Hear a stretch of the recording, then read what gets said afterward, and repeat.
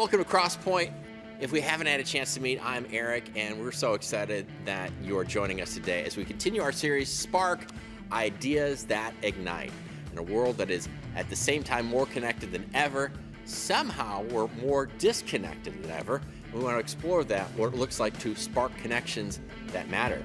And speaking of connecting, we're so thrilled that you are connecting with us today from wherever you happen to be. We would love to hear from you. You can scan the QR code and it will take you to our digital connection card. You can use that to share prayer requests, ask questions, or let us know how we can help you take that next step wherever you may be going through this week. If you're filling it out for the very first time, include your mailing address. We'll drop a gift in the mail as our way of saying thank you for joining us this week at Crosspoint. Now, there's some really cool things happening here at Crosspoint this summer. Here are the top 3 for you to know this upcoming week. First, next weekend, our Spark series will continue with our incredible guest speaker, Scott McDonald. Scott is a favorite reoccurring guest around here, and you're not going to want to miss what he has to share with us next weekend about a new way to understand the role of conviction in our lives. So make plans to join us online or in person next weekend here at Crosspoint. Second, we want to help you throw the best party on your block this summer. You can pick a movie, invite neighbors, and we'll set you up with a backyard movie night kit with super simple instructions on everything you need to know to have a great backyard movie party. Just scan the QR code or sign up online, and we'll set you up with everything that you need. Last but not least, summer is flying by, and kids don't want to hear this before you know it. It's going to be back to school time. But families, we've got some exciting things for you to look forward to as we celebrate Move Up Weekend coming up August 3rd through 6th. Not only will kids be promoted to new environments that weekend, but we've got some fun in store for all ages. On Friday, August 4th, it's Carpool Cinema. We'll be back in the Crosspoint parking lot with the new Super Mario Brothers movie. On Sunday, August 6th, there's going to be a party in the parking lot. We're just having all sorts of fun in the parking lot. Games, food, and fun for all ages. None of these things would be possible without the work of amazing volunteers that make things happen week in and week out here at Crosspoint.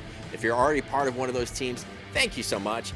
If you want to be a part of helping make these and other awesome experiences possible for our community, now is a great time to join a team. And there are so many ways in which you can get involved, some of which you'll hear about later in our service today. Which, let me tell you, we've got a great service for you today. So to get us moving in that direction, Ashley and the Crosspoint Band have a great song from Martin Garrix featuring Bono and The Edge from U2. This is We Are the People.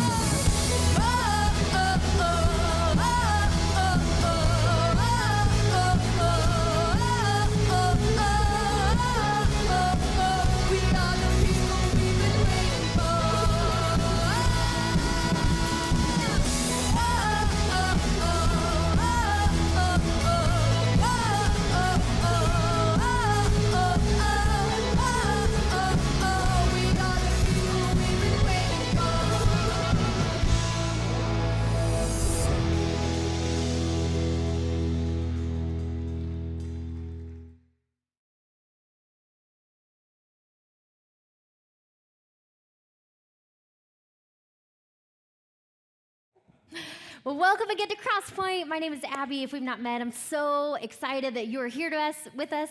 Whether you're joining us here in the venue tonight or on the line, part of our online audience, let's give it up for those of us who are joining us that way. Yeah. And I am so pumped to get to be here and to continue this Spark series tonight because, I don't know if you have caught the last 3 weeks, but they have been fire. So if you have missed them, be sure, go back and check out where we've been, like I said, over these last few weeks. And today, as Eric already mentioned a little bit, we are going to explore an idea that I hope will help to connect the dots in some areas of your life where you may feel a disconnect. And one of those areas that we're going to talk about quite a bit is, much like in the clip that we just saw, the disconnection that we may experience in relationships with people who are not the same age as us, people of a different generation. And, as people in general, though we are more alike than we are different, there are some real distinctions between different generations, ways that we have been formed differently in the way that we approach and see the world. And sometimes those differences can lead us to a disconnect in relationships, in our ability to understand one another. Let me give you an example from my life recently. A couple of weeks ago, I took my oldest, he's 5, on a floating trip down the White River for the first time. Has anyone experienced the magic that is like tubing or floating down the White River? Just me. You should try it. Yeah, okay, yeah, somebody. It is so fun. We had a blast. This was him and his little buddies, and it was just so much fun. But on the way home, as we were driving afterwards, I asked him, buddy, what was your favorite part of our float? And he said, oh, the rabbits. I was like, what? I don't remember seeing rabbits. Where did you see rabbits? And he said, the bumpy rabbits that we rode over. You realize what I realized. Oh, the rapids. And he paused for a minute and said, yeah, Mom, that's what I just said, the rabbits. And we went back and forth a few more times before I finally gave up and realized there was no amount of convincing that I could do to convince this kid that rabbits and rapids were a different word. And, for now, I'm totally content with allowing there to remain a disconnect between what he thinks and what he will someday realize, because it's pretty adorable to hear him tell people about riding the rapids. But, there are other times in our lives that we've all experienced when disconnection has some more serious implications. Maybe you have walked through this recently in your own family or in your workplace or in other relationships in your life. And so today, I want to encourage you and to remind us that fighting for connection matters. Another area in our lives where we may often experience a disconnect, where many do at least, especially people who are of younger generations, is with what to do with the ancient text that we call the Bible.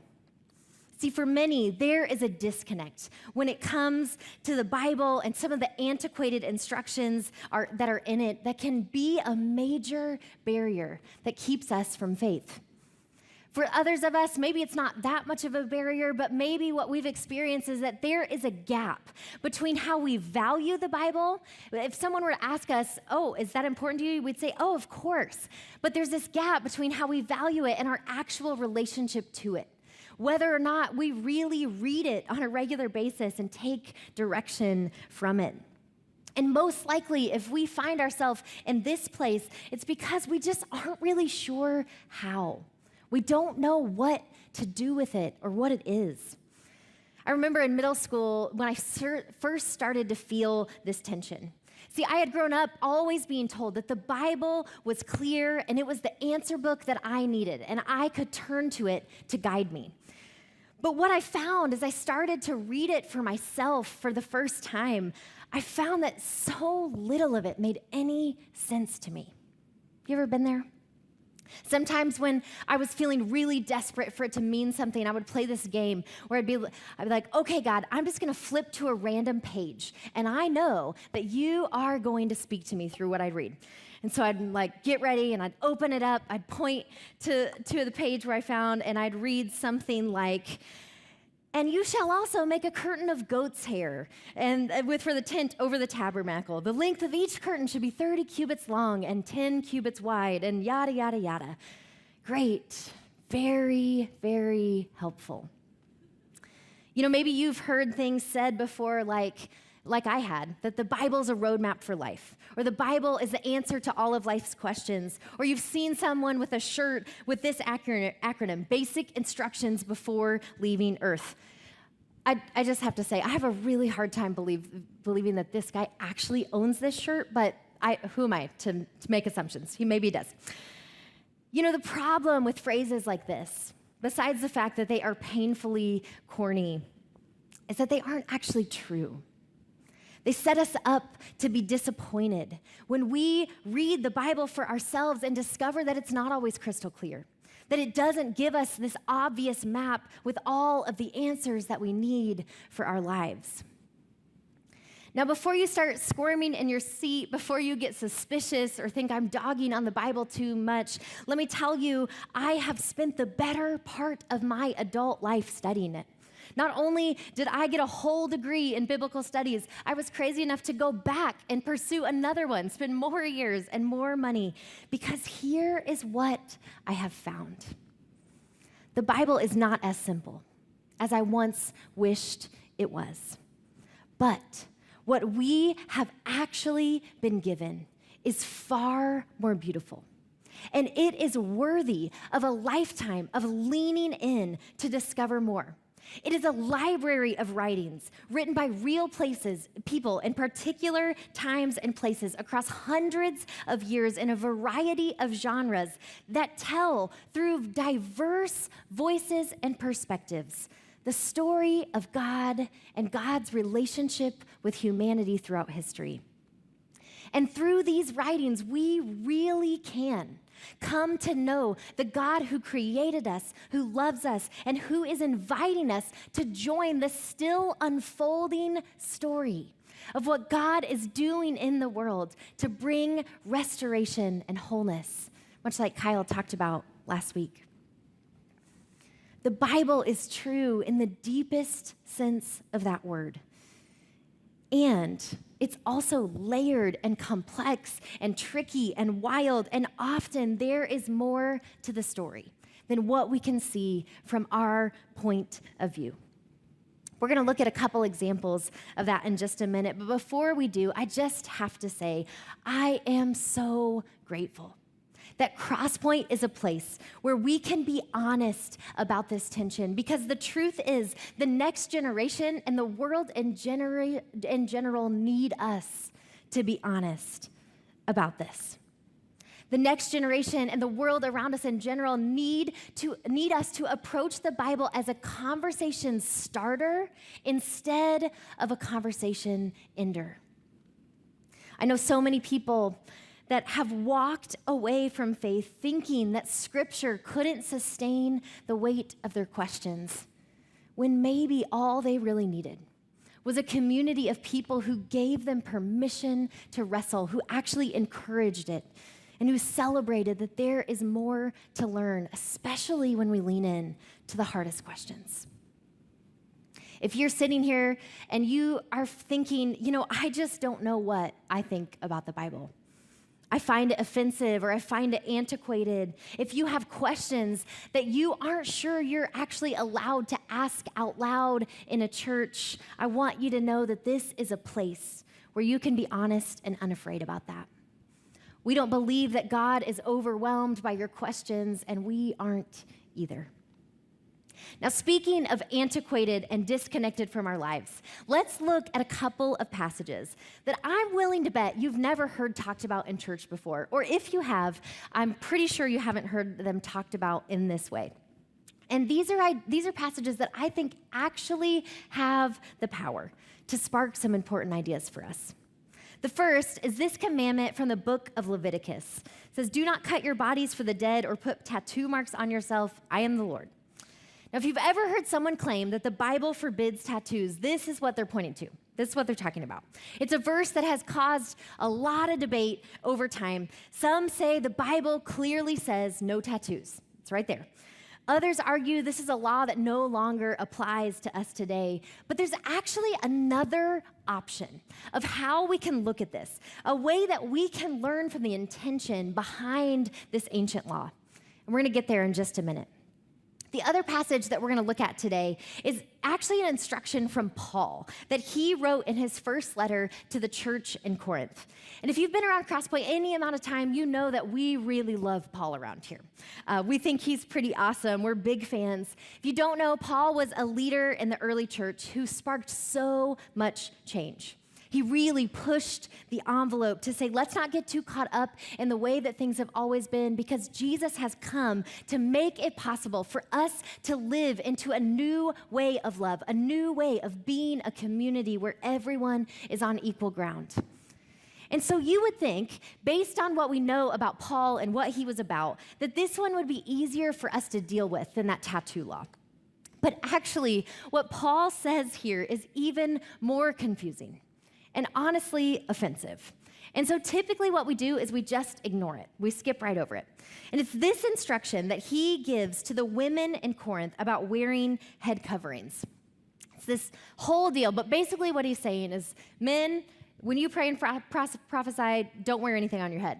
Women, when you pray and prophesy, here's what it says in verse 5. But every woman who prays and prophesies with her head uncovered dishonors her head. It is the same as having her head shaved.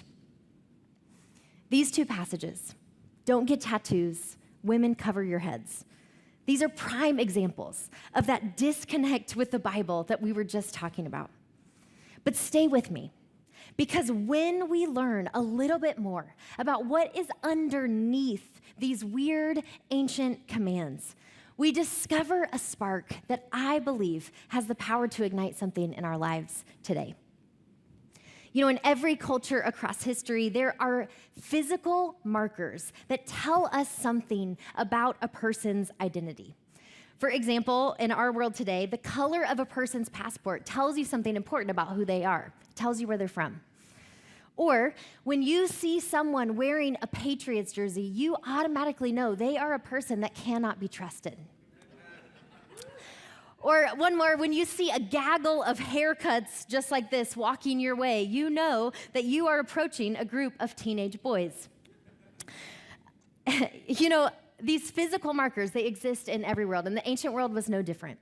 And in order for us to understand the law against tattoos in Leviticus, we need to know that in the world at that time, there were many ways that a person could become a slave. And one of the most common ways that a person found themselves enslaved was economic desperation, as a last resort to pay back debts. We also need to understand that most of the time, slavery in the ancient world was not a permanent status. Once the debt was paid, the person would, in theory at least, be released from their enslavement. This was long before the racialized version of slavery that we are most familiar with.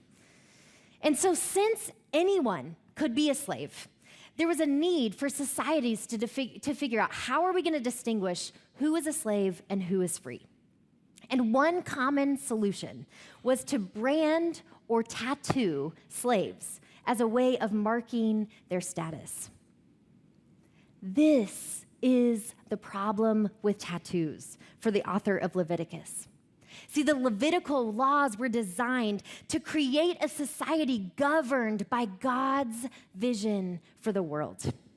And an irreversible mark that permanently limited a person's freedom did not align with God's intent. In our world, a tattoo is a form of self-expression, but in their world, a tattoo was a symbol of bondage. And that is the reason why the author of Leviticus said, no, that is not going to fly with us. Fast forward hundreds of years to first century Corinth, there are some things that Paul and those who first read his letter would have understood that we need to understand too. See, Corinth was known for being kind of a wild place. It was like the Las Vegas of the ancient world. And there was this mount that loomed over Corinth. From wherever you were in the city, you could see this mountain. And on top of that mountain was the home of the temple of Aphrodite. Aphrodite was the Roman goddess of beauty, seduction, and pleasure. And prostitutes of that temple were the main attraction in ancient Corinth. Travelers would come from all over to worship Aphrodite through sacred prostitution. And there were two ways when you arrived in Corinth that you would know if a woman was one of those prostitutes. Number one, she would be wearing a certain kind of sandal. And number two, her head would be shaved. Now imagine that you are a part of the early church in Corinth, that you have heard the story of Jesus and decided, I'm all in with that. Imagine that the story of your past included enslavement at the temple of Aphrodite, that you once wore those sandals and had your head shaved and were the object of that worship of seduction. Now imagine, as that kind of person, what it would be like to show up in a community of people with very different stories. See, Corinth was also a really wealthy city. And so you would have been looking around the table at other women with long, flowing hair, which was a sign of wealth and status. Would you have the courage to show up with a sign of shame so obvious as the missing hair from your head? I think this is the key to understanding why Paul would care about whether or not people wore head coverings when they got together.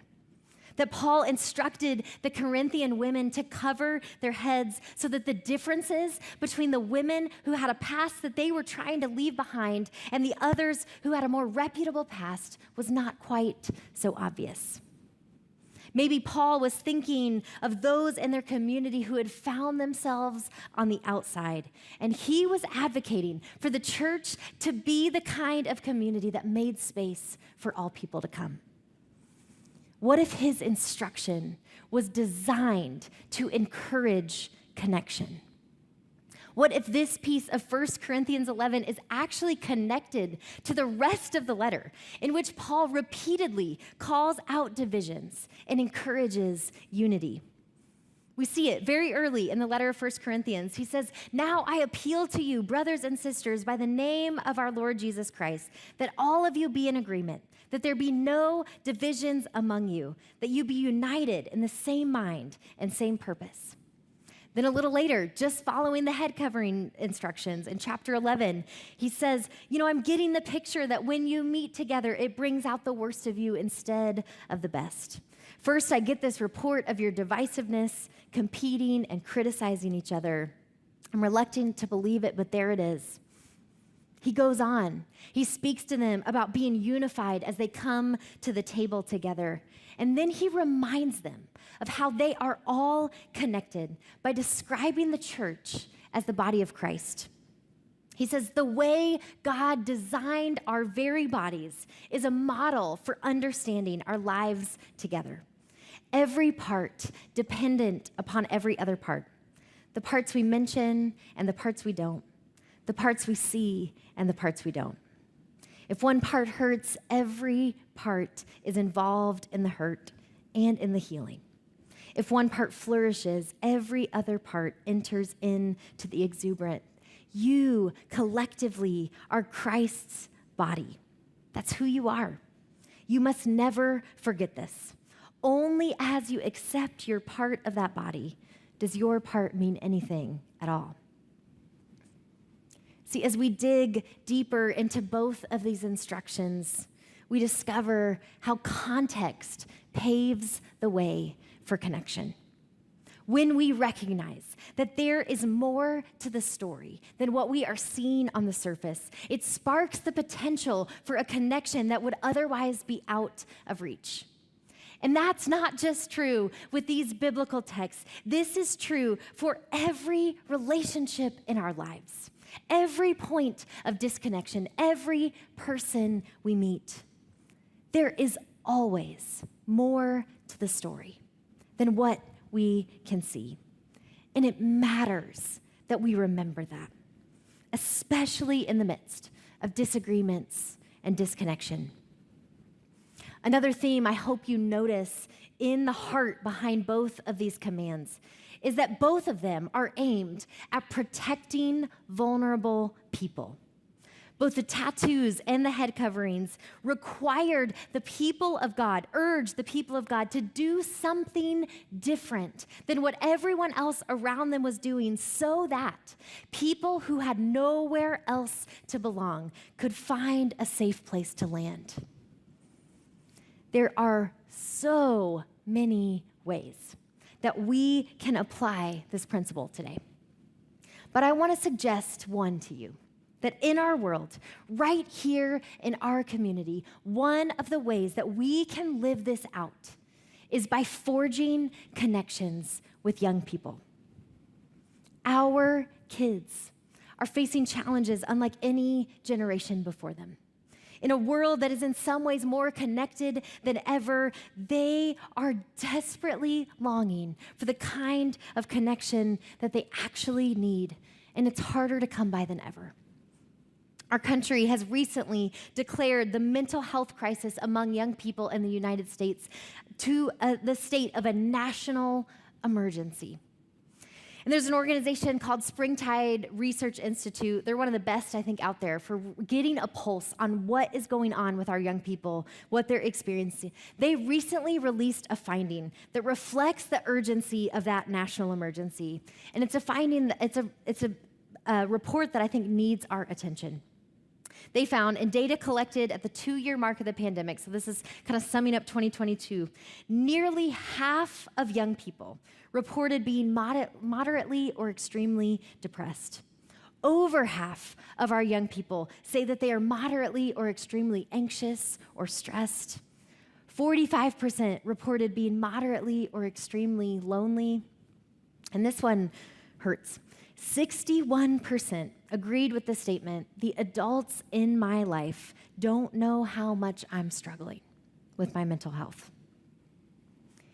There is so much that needs to be done in response. And there's one way that we can all be a part of the solution.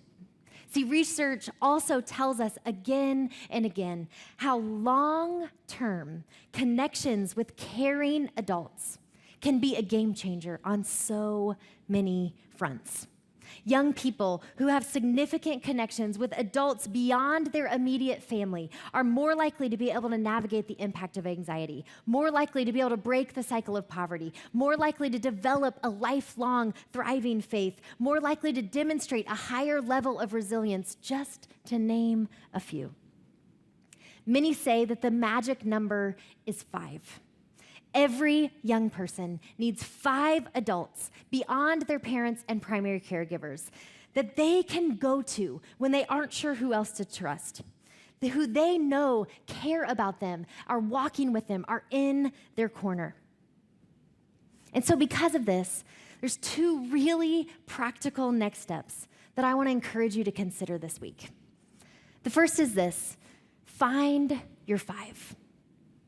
Parents, caregivers in the room, this is about thinking intentionally and strategically about the people who are in our kids' lives. Do your kids have 5 trusted adults that they can go to? Do you know who they are? And if not, who are you going to invite to step into their lives? Where can you show up to place them in proximity with the kind of people that you want to influence them? Students in the room, this is not just about you, this is for you. I want to ask you the question too. Do you have 5 adults outside of your family that you can go to, that you trust? And if not, you can be a part of your own rescue. You can be intentional about connecting yourself and seeking those kinds of relationships. This is a key reason why CSM, Crosspoint Student Ministries, and Crosspoint Kids Environments exist, because we want to help you get connected with people who are going to be your cheerleaders and supporters, because here's the truth: no matter how old you are, we are better when we don't try to do life alone. We need each other. The second really practical step that I want to encourage you to take today is to consider becoming a change maker for someone else. See, just like the vulnerable people in the ancient world needed advocates to rise up for them, advocates like Paul, advocates like the writer of Leviticus, who would come alongside and help make sure that they had opportunities to experience freedom and new life, there are so many people in our world, our time, our community, who need other people to show up as advocates for them. And our young people, kids and students in our community, are one of those groups. For those of you who would say you are a part of the church, that you're a follower of Jesus, this is central to who we are meant to be. Like Paul explained, we make up the body of Christ on earth, and it is our mission to play our part. Teresa of Avila famously once described it like this: Christ has no body now on earth but yours, no hands but yours, no feet but yours. Yours are the eyes through which Christ looks out with compassion to the world. Yours are the feet with which he is to go about doing good. Yours are the hands with which he is to bless others now. You know, one thing I don't think we think about very often is that the church as an organization is uniquely positioned to impact young people in a way that I'm not sure any other organization in our community can do in the same way. Where else do you find organic opportunities for long-term, cross-generational relationships to happen?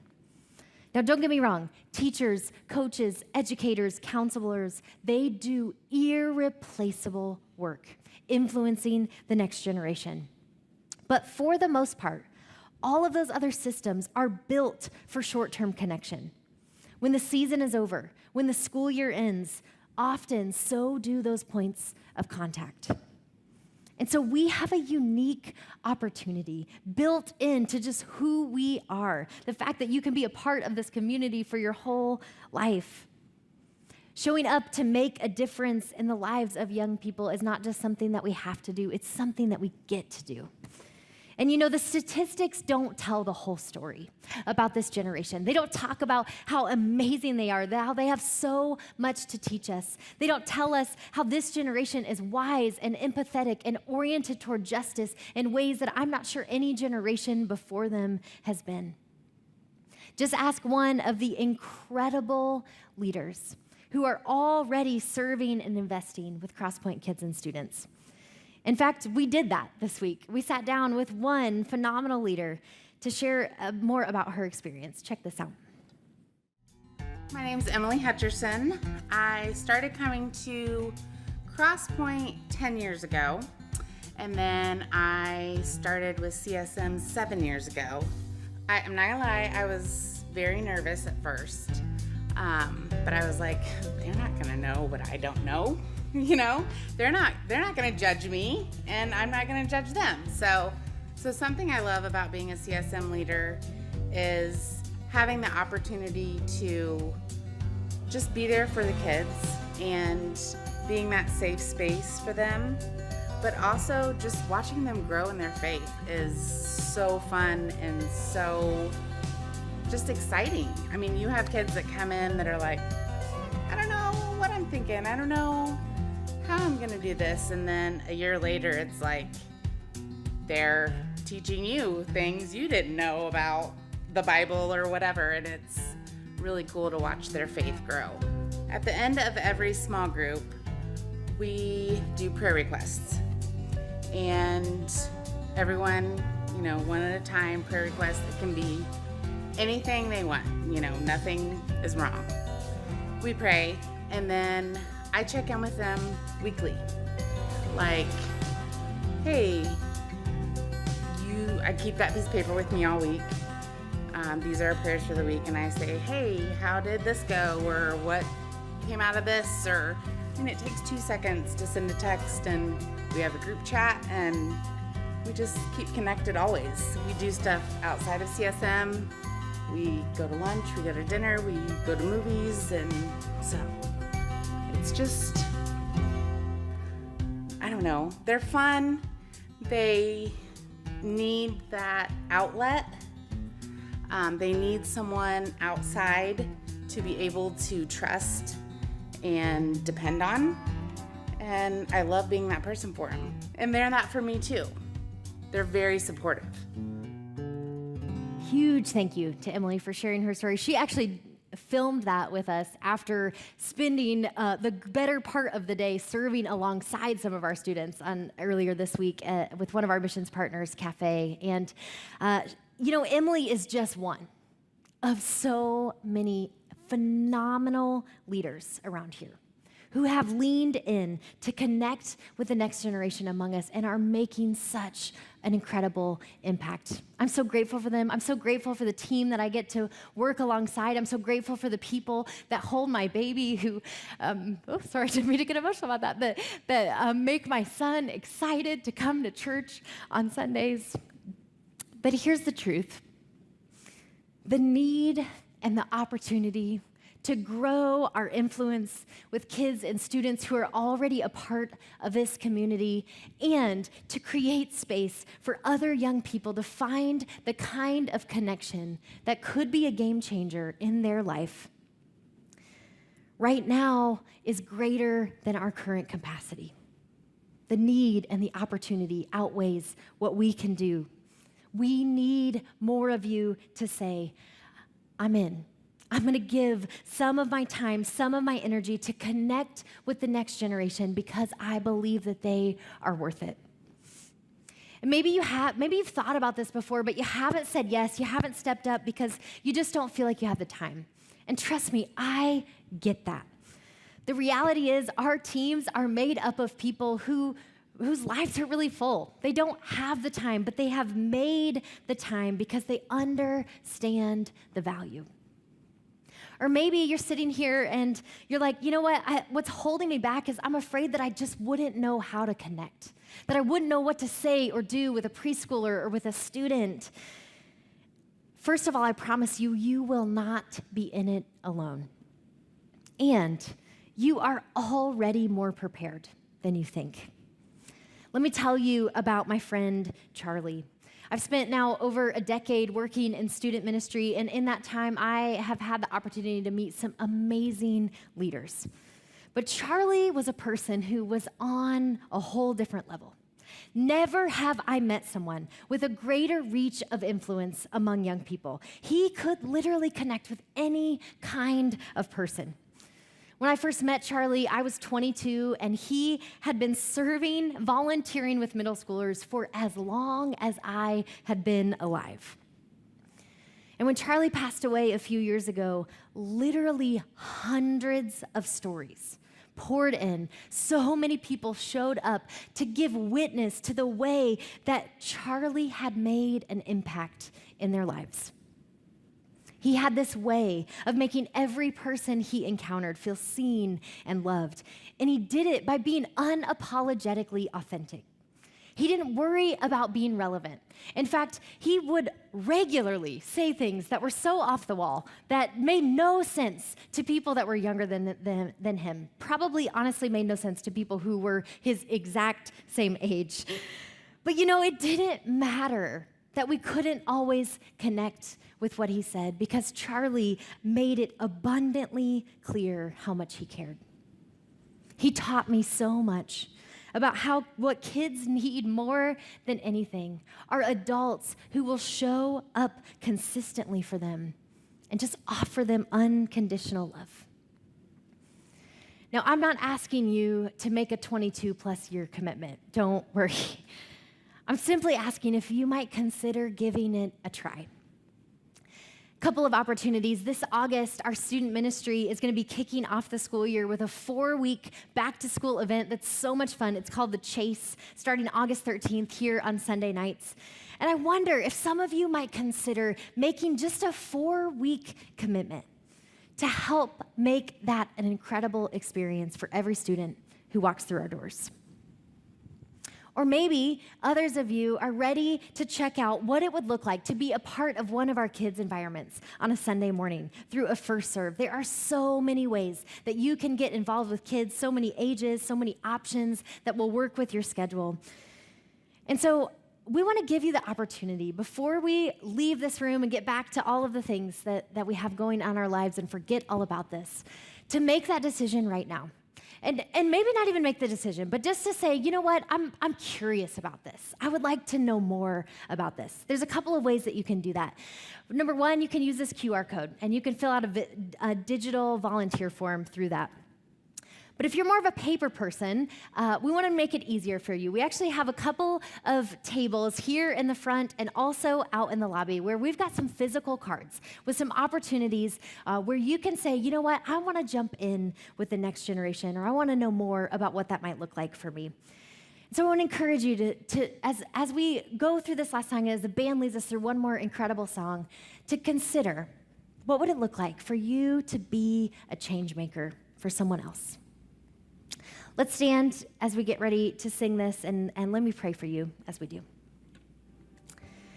God, I thank you that you are a personal God, that you are a God who knows us and loves us and wants to connect with us.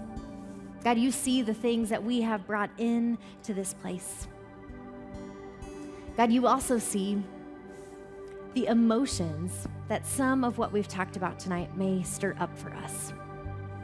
You know the concern that we have for kids that we love. You know the uncertainty that we feel about how to be what they need. God, would you help us to trust that you care for them more than we ever could? That you are guiding them and working in ways that we cannot yet see. Would you bring the right people around us, bring the right people into their lives who can echo the truth that we are longing for them to hear?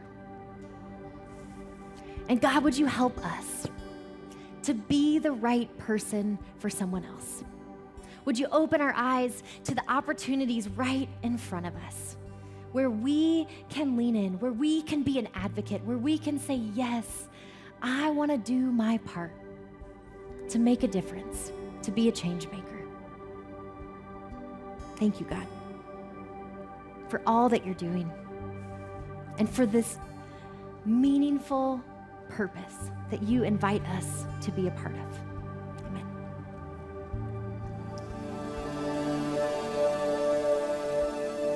Could we live like your grace is stronger? Go and put your hands together. Than all our fails and failures. Could we live like your love is deeper than our hearts could fathom? Could we live